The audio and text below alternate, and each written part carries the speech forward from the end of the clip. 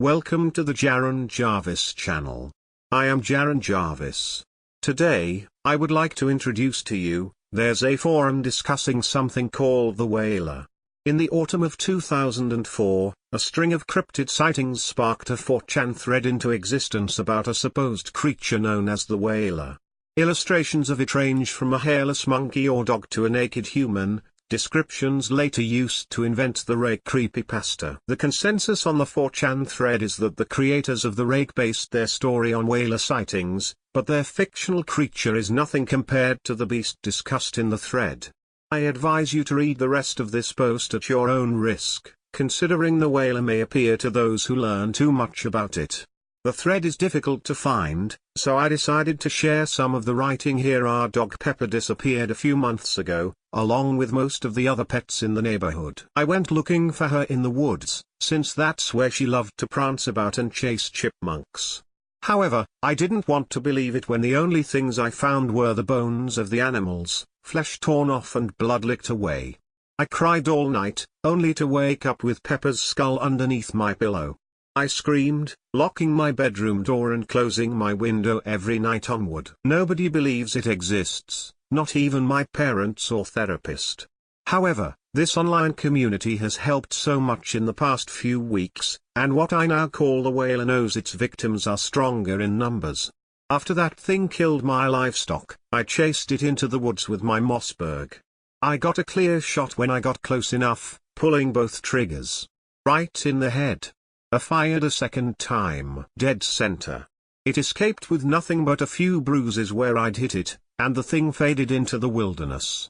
After that night, I chose to sleep in the attic since it's the only room in my house with one entrance. One night, however, it climbed the tree next to the attic window, smiling at me. I just wanted to go away, but it won't.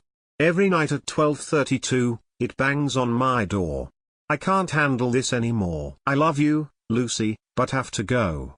It's strange to meet a group that's had the same experiences as I have. Unfortunately for me, however, not only was I cursed with that thing's face torturing my memory, my biology career is in ruins. Nobody will peer review my work anymore, and my image has been reduced to that of a pseudoscientist or dubious cryptozoologist.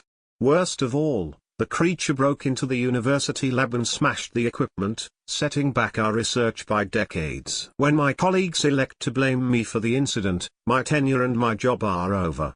I saw its pale skin and heard its whining.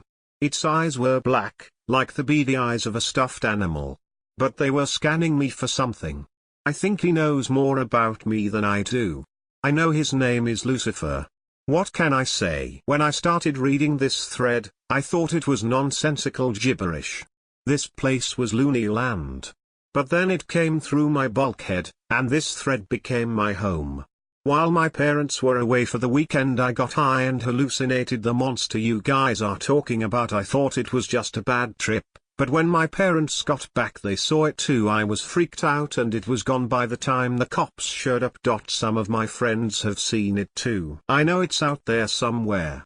When I first saw the Wailer, he was crouched behind my laundry machine. I bolted upstairs and slammed the door shut, calling the police because I thought there was an intruder in the house. The police showed up, cleared the house, and instead of finding an intruder behind the laundry machine, they found a mannequin. Obviously, they thought my mind was playing tricks on me, and they wouldn't listen when I tried to explain the mannequin hadn't been there when I'd seen the man. The Wailer showed up again, this time in my attic, and I turned to the bishop at my town's cathedral. He sent a priest over to bless the house, who was supposed to exorcise the house of evil. But by the end of it all, the priest was bleeding out on the floor and the creature had jumped out my attic window. The priest didn't make it. I keep ignoring the cathedral's calls, and I had to get rid of his body. I don't want to go to jail. Look guys, some of you have pointed out that this thing might be a failed science experiment or a weird creation of the CIA or something, but accounts of him date back to ancient times. Some ancient Egyptian depictions of the demon Shesma look a bit like him, and some stories about the American Indian Wendigo describe this thing's activities. It's my opinion that he's some ancient astronaut left behind on our planet. It's unbelievable stuff. I know it is, but that's not all there is for me to tell you.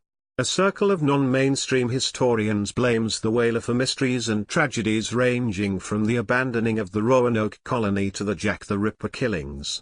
In fact, after doing some research, I'm 99% positive the Wailer was responsible for the Dyatlov Pass incident, where 9 hikers died in the Russian wilderness. Some of them died of hypothermia, but the medical examiners stated an unknown compelling force mutilated the others. Furthermore, the authorities discovered that the bodies had traces of radiation.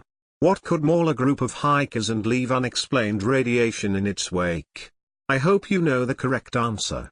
Those accounts aside, you might not grasp this yet, but at least one Wailer is roaming the earth, terrorizing, killing, maybe reproducing. If you're a smart person that's reluctant to believe without evidence, there's plenty of video and photographic evidence that exists on the web if you know how to find it. If you do locate it, watch at your own hazard, for this is serious business that can kill you or ruin your life. But for those inquisitive and brave enough to proceed, I'll provide you with one link. https://www.youtube.com/watch. V equals W8 849